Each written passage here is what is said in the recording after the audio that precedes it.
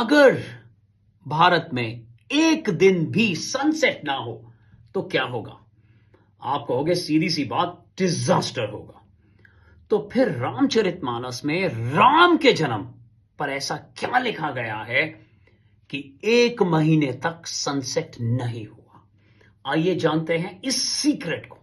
कि पहला चैप्टर, दोहा नंबर 195, पहली लाइन, मास दिवस कर दिवस भा, मरम न जाने है कोई।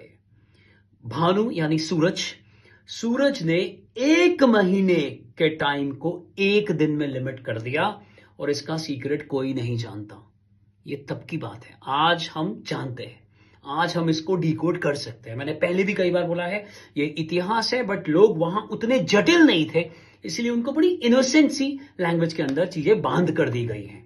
आप खुद सोचे, घर पे कोई शादी है, कोई त्योहार है, मान ले शादी है, तो क्या है जी, रोका हो रहा है, सगन हो रहा है, मेहंदी रात हो रही है, कॉकटेल्स हो रही हैं, जो समधियों के लंच और डिनर हो रहे हैं, शादी हो रही है, रिसेप्शन हो रही है, इतने सारे अरेंजमेंट जब करने पड़ते हैं और उनमें पार्टिसिपेट भी करना पड़ता है और इतनी खुशी हो रही होती है उस समय कि टाइम बीतते पता ही नहीं लगता। और जब सारे इवेंट्स खत्म हो जाते हैं, अरे यार बड़ी थकान हो रही है भाई, बट इतने दिन बीत गए, लग रहा है एक ही दिन बीता है अभी तो। एग्जैक्टली यही हुआ। उस समय तो साक्षात अवतार नीचे आए, राम ने जन्म लिया।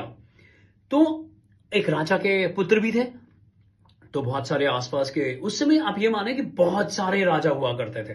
बहुत बड़ा बड़ा सा ऐसा जो किंगडम है वो ना होकर छोटे छोटे राज्य होते थे, उसमें राजा लोग राज करते रहते थे। तो सबको इनविटेशन मिला, सब लोग आए, रथों की पार्किंग हो रही होगी, जो सारथी आए होंगे उनके खाने का अरेंजमेंट, जो परिवार आए होंगे उनके खाने का अरेंजमेंट, और इतनी सारी चीजें रही होंगी और इतना बड़ा जॉय रहा होगा, खुशी रही होगी।